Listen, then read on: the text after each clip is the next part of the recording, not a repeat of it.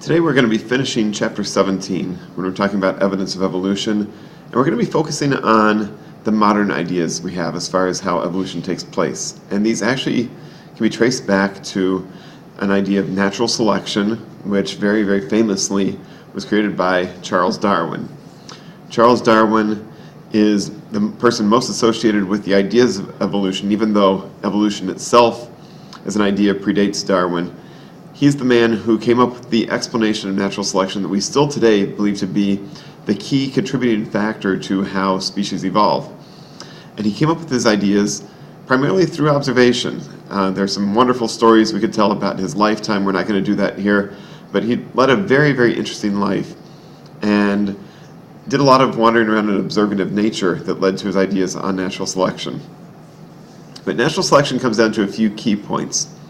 And none of these points are overly groundbreaking on their own. It's only when we fit them together that we understand how much they can lead to how species can evolve.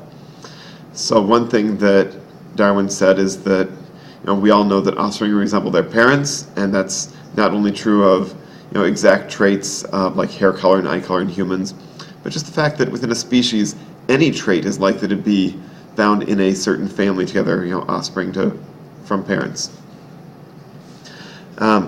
There tend to be too many offspring. The term overproduction means there are more produced that actually can survive. Now, I'm using human pictures here, and when I Googled the idea of overproduction of offspring, I found this family with 14 children. That's obviously not typical in humans, at least not anymore. But in non-human species, it is extremely likely that the majority of offspring produced won't survive to adulthood. Humans are a little bit special. We take care of our offspring well enough that the majority do survive. But one reason why not everyone survives is competition. Whether it's competition for food, competition for other resources, living space, or competition for reproduction rights, especially competition between males for the rights for a certain female. Well, when you combine all these factors together, certain offspring are different than other offspring. There are traits that are different. These variations lead to the fact that certain offspring are going to be more likely to survive and more likely to reproduce than other offspring. And if one is more likely to survive and reproduce, they're more likely to have offspring, of course. Those offspring resemble their parents. And what we see is this ongoing cycle of offspring that have traits that help them to survive than being the ones who get to survive and reproduce. So the keys to the theory of natural selection are you need to have a lot of time. This isn't something that happens in one generation or two. This is something that requires, for any given species, many, many, many generations. You need to have fairly stable population sizes. If you have something like humans currently do, where our population is increasing rapidly, that doesn't give you as much chance for selection, because nearly everyone is surviving to adulthood and reproducing. If a species is fairly stable and has that overproduction of offspring, then you're going to have a lot more individuals not surviving, and there's more selection for who survives. There need to be limited resources. If everybody has all the food they need, if everybody has a place to live, if everyone gets to reproduce, then again, there's going to be no selection. So you need to have the majority of the offspring not surviving for natural selection. It sounds harsh, it sounds cruel, but it's the only way a species is truly going to evolve. And the key thing we need to remember when we're looking at natural selection is the role of the environment.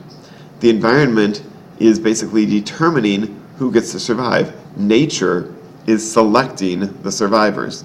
And that term natural selection is compared to and opposite to the idea of artificial selection, or sometimes called selective breeding, which is when humans do things like picking which horses are going to breed so they get a fast racehorse, or leading to the different breeds of dogs that we have. That isn't natural selection, that's artificial selection.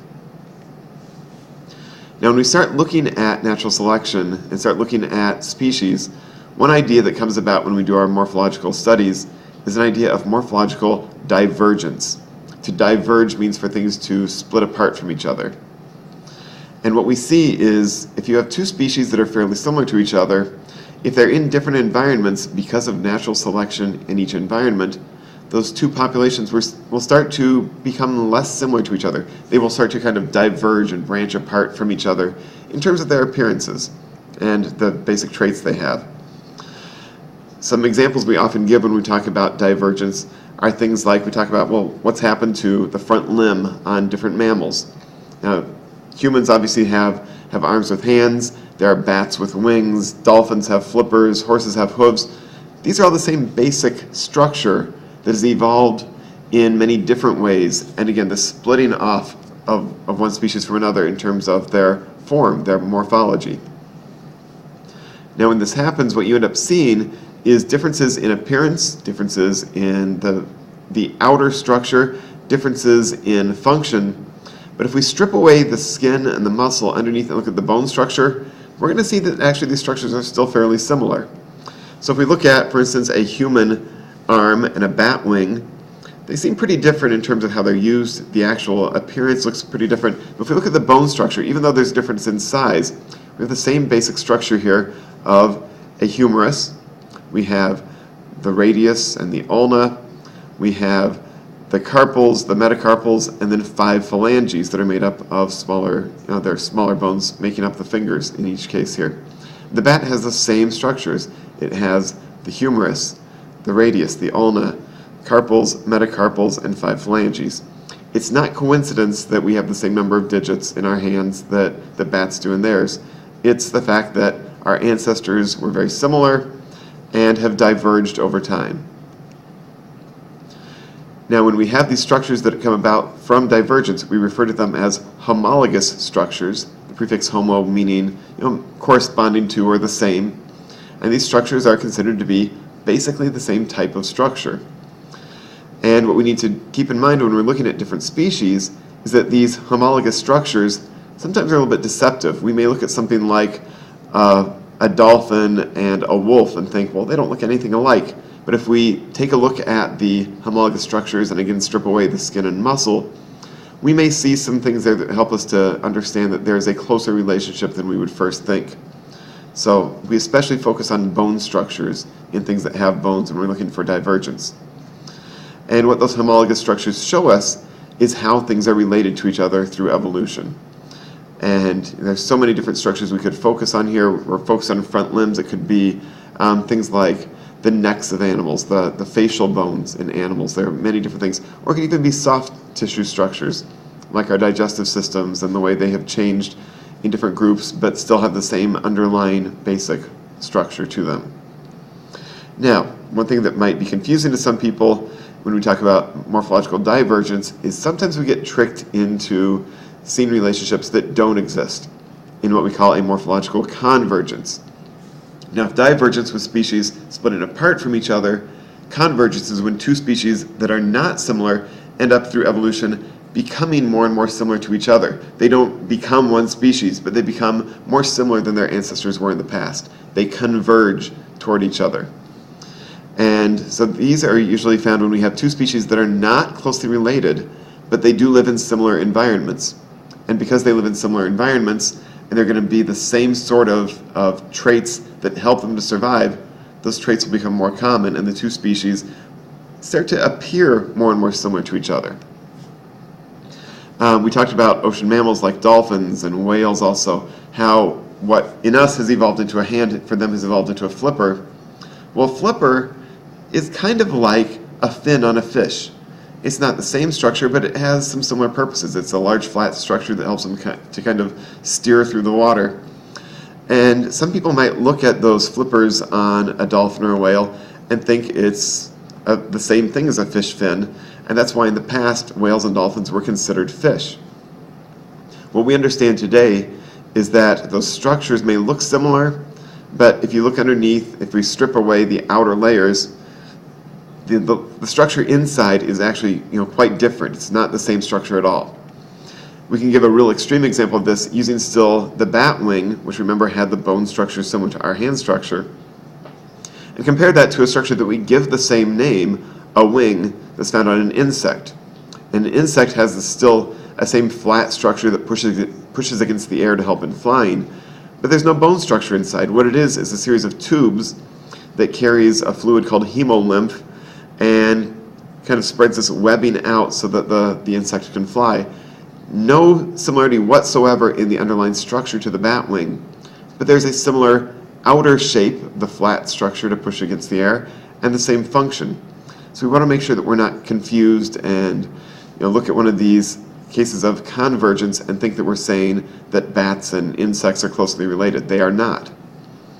So when we have this morphological convergence, we refer to these structures as analogous structures. We say that the two structures are analogous to each other, meaning that those structures, if you remember analogies, we're saying that they kind of match up to each other, but they're not the same structure.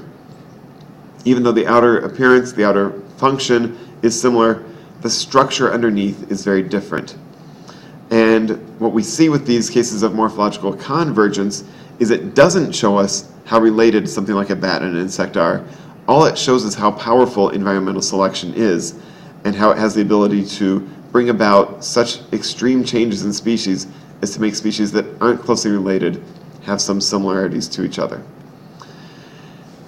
Now, we've been talking all through Chapter 17 about evidence for evolution, and we talked about things like looking at the shapes in morphological studies, looking at embryos, and that's really not the way we do evolutionary studies anymore. To be really honest, over the last couple decades, the shift is moving away from physical structures because of those analogous structures that sometimes can fool us.